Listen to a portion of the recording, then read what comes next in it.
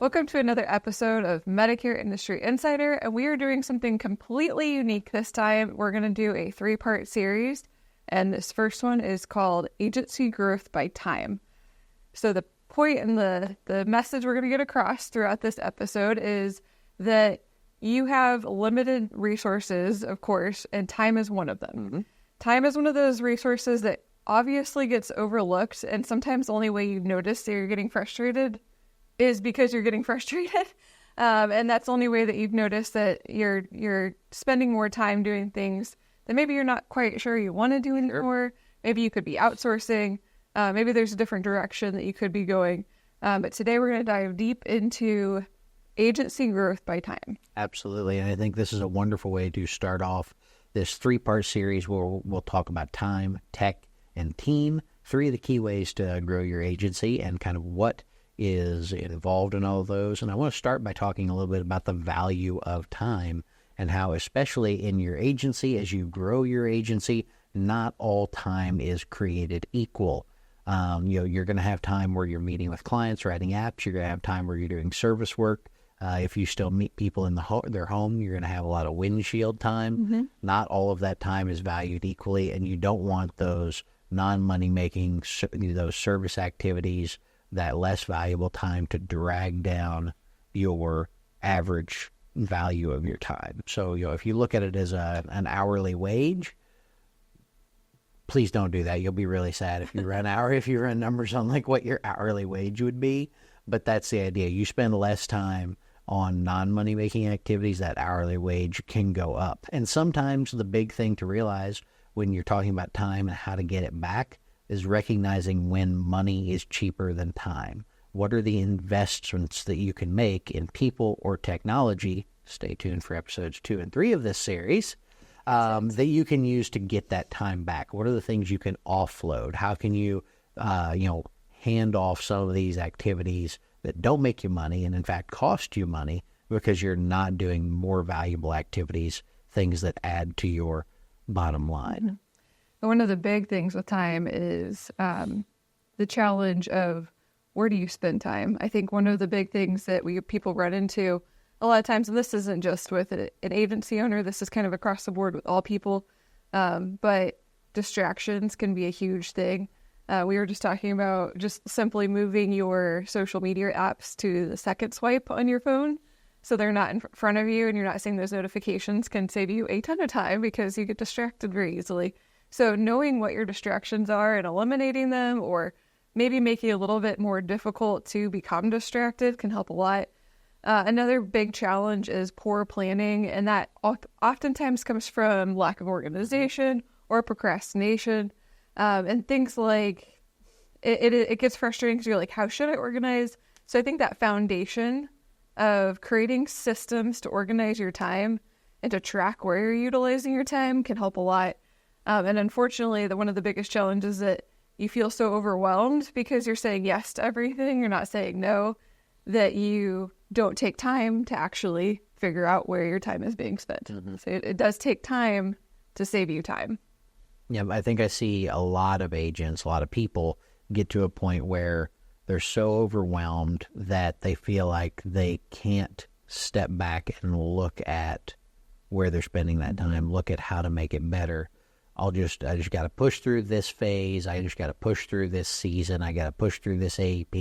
And then after that, I'll take time to look at it. There's a wonderful Zig Ziglar, clip on YouTube if you want to talk about I'll get to it after, and how you can go through an entire year like that and end up no better off than you were. Speaking of Zig Ziglar, that goes nicely into creating goals, which is our next topic. Zig Ziglar has this beautiful wheel of priorities, and it's goes into 7 different topics. And the idea is that you can go through and rank each one, and then if the wheel is not round, then you've got some things in your life that you need to prioritize with your time. But that's a really good tool that you can utilize when you're trying to figure out where should my time be spent. It does talk about being balanced, and I think that is important, that a lot of people, when they're thinking about time, they're thinking about what makes them money, and that's not always the case. Sometimes the other things in your life, whether it be your family or mental health or whatever, may be also not maybe, is as important as money sometimes to make sure that your well-being is going forward and that your life is staying balanced. Another thing that we talked about is creating SMART goals. So that is specific, measurable, achievable, relevant, and time-based, meaning deadlines goals. So as you create goals, that can kind of help you lead into where do you want to spend your time, how should you spend your time, and what are the time-bound restrictions you're going to create for those times as well. Yep. And as you start creating goals for your agency and for your life, especially on the agency side, if you've got this goal for growth, this goal for whether it's a premium policy, lives, whatever your goals are, at that point you can start breaking that goal down into KPIs, key performance indicators. So looking at, if my goal is to add 200 new clients this year, what are the activities that will bring me there? How many appointments do I have to run to get 200 new clients? How many leads do I have to buy, or what type of marketing do I have to do to get the number of appointments to get 200 clients? Work that back to whatever the initial activities are, and then start setting goals along your time frame to make sure that you're reaching that. So those KPIs might be X number of appointments a week to hit that goal. And to get that many appointments, I need to make this many calls, this many connections with referral partners, do this many events, whatever those KPIs are, depending on how you run your agency. But work back from those goals, the activities that will actually get you there. And then once you do that, these smaller tasks that are going to take you a lot of time, you can start deprioritizing things that aren't related to those KPIs. Yeah, and I think that helps a lot too. When you take your goals, backtrack into KPIs, then backtrack into like the time it takes and where you're going to spend that time. And then something that you and I talked about was creating a priority list instead of a to-do list. And that can always help, like, where do you want to spend your time versus what do you have to do? I think that goes back into like urgent versus important. Yep. And figuring out, scheduling and creating a goal and time is going to be more urgent in the long run, but it always gets pushed into kind of the back burner because, like you just said, you go, go, go, go, go, and then you don't get a chance to actually take a look back and create a goal and backtrack to make sure you're doing things in the right order. So speaking of tracking, that's our next thing that we want to go into, is it is super important to track where your time is being spent.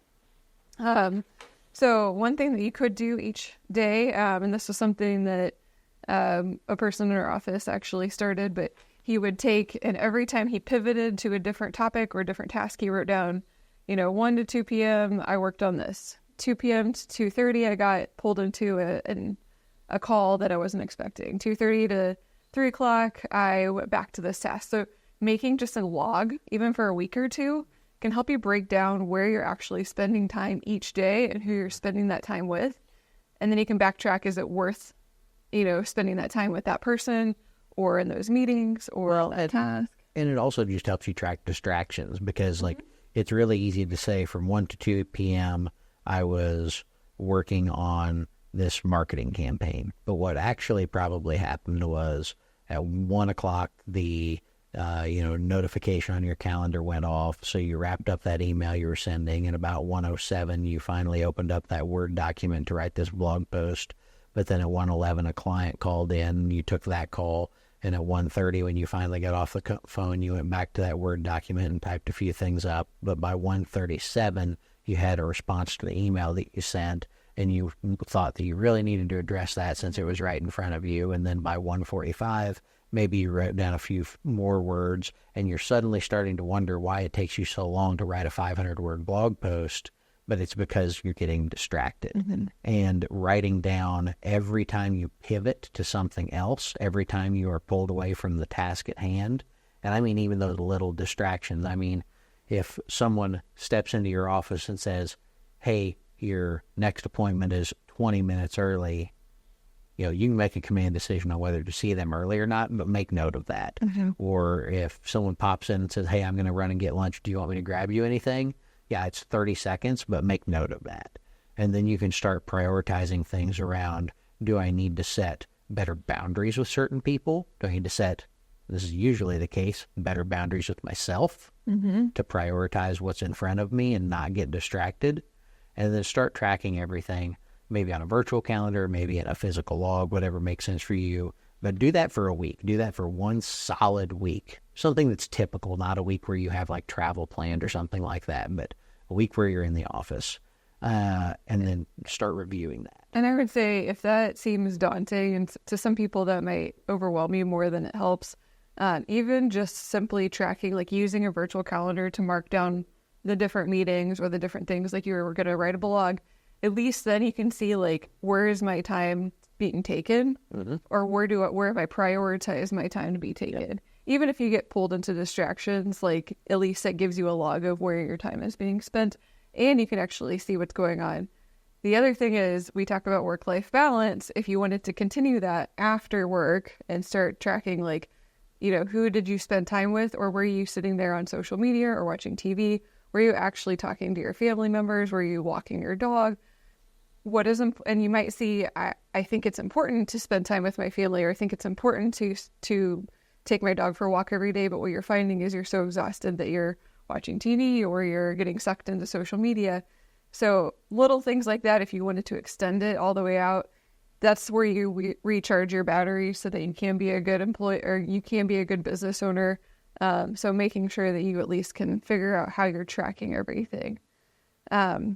It goes into all sorts of different things, but tracking money-making activities versus money-spending activities, that can be another way you can prioritize everything when you're going through where did the time get spent. Like that blog that you just mentioned that they're trying to write, was it worth trying to write? Did it cause you to create more leads and create money, or did it take money away from you because nothing got hit and you didn't utilize it the right way? So it doesn't mean that something isn't a good money-making item, and if you can't see it right away, because you may be able to see that down the road. But I think it is important maybe to categorize, and you could even color code if you wanted to. This made me money, this took money away, or this was an expense, this will turn into money in the long run. So however you want to color code or track that, I think tracking your time and tracking, is it money or is it expense, or is it making money? Absolutely. And I think, kind of the next thing, once you started this tracking, you're starting to look at it, you've also got to kind of categorize this business as, are you working on your business or in your business? So what's busy, what's important, where do you need to focus your time specifically? What's something that you can maybe outsource or hand off, find a little bit better balance? And this is something that I'm a big fan of, is kind of this idea that if you're spending your time on a 60-20-20 basis, I think you'll find a lot of success in this business. And I really think that as an agent, you need to be spending 60% of your time on something that's going to generate a result within 1 week. So that's things like running appointments. That's things like processing applications, things like returning phone calls, responding to emails, creating, running ads, anything that is likely to generate the desired result within 1 week. 60% of your time needs to be focused on what is basically now. 20% of your time needs to be focused on things that are going to have some kind of result within 1 month. So that might be setting up an event, or working with a new referral partner, or again, setting appointments can fall within that category as well.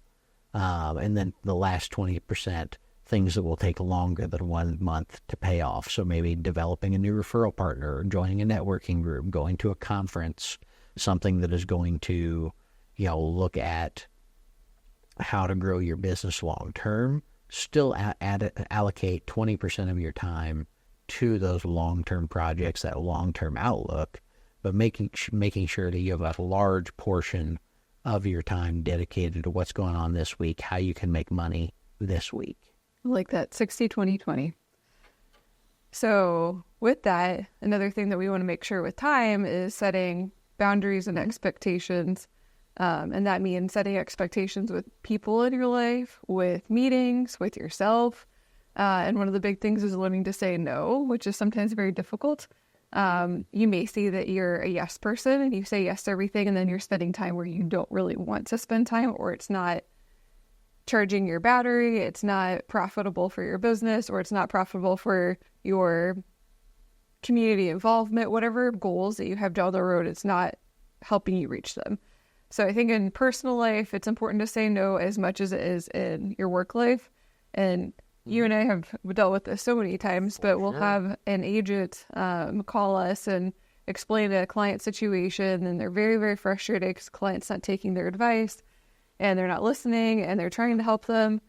And at a certain point, it's okay to say, it sounds like you may need to work with someone else and walk away from that client. We all have this intrinsic feeling of like we have this beautiful gift of knowledge. We want to make sure to help as many people as possible. But if someone's not willing to take your advice or isn't willing to listen, it's okay to step away and and choose not to work with them. So I think that's another boundary that all agents should probably set in their personal life and their work life.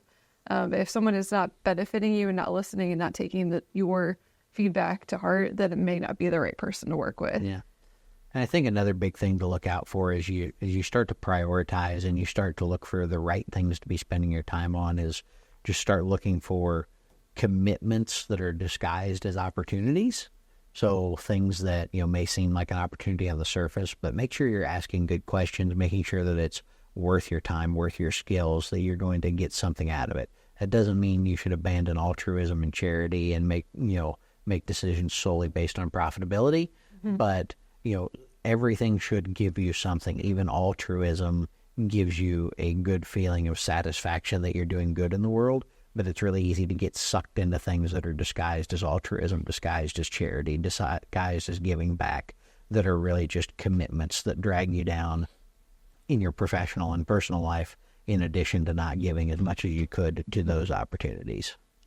And then the last thing we want to go into is minimizing distractions. We talked briefly about that, of like just different ways. Actually, on my phone, I've even set up a time limit for social media. So it'll kick on and say, do you want to hide, where you literally cannot click on those logos for the social media badges? Do you want to give yourself 15 minutes, or do you want to ignore for the day? Which is so easy to just push ignore for the day so you can still access them all. But things like that, things like moving distractions of social media to the second page. And it's not just social media. We talked about people can be distractions too. If there's someone who's wasting your time or calling you often, setting boundaries and expectations with that person is super important. But if you don't know who that person is, or you haven't been tracking your time, you may not even realize that's happening. And I think the hardest thing for most agents to do is to say no to good ideas, because there are a lot of times where you may have a marketing idea or a strategy or an opportunity present itself that is a real opportunity, that has a lot of upside potential, that has a lot of benefit to you. But sometimes you'll be in a position where you still need to say no to that because it's too distracting from your core business. I see this a lot with agents that try to maybe bring on a new product line. Oh, yeah. I see that a lot. They try to bring on, they're in the Medicare business, but they try to bring on PNC, or they try, something like that that's really hard to integrate into their existing model. Or it may be as simple as there's a huge opportunity to, start a new office in another town, but they don't have the ability to staff that. So now they're trying to split time between those two towns. There are things that could be a good opportunity that, man, it still makes sense to say no to sometimes. So finding those, those aren't even in that category of commitments disguised as opportunities, but sometimes saying yes to the wrong kind of growth can hurt you in the long run. 100%. So hopefully this podcast gave you a good idea of how to grow as an agency owner with time, how to manage time, how to eliminate distractions, and of course, what expectations and goal setting can you do to help gain time. So we appreciate you watching this, and we'll catch you next time on Medicare Industry Insider.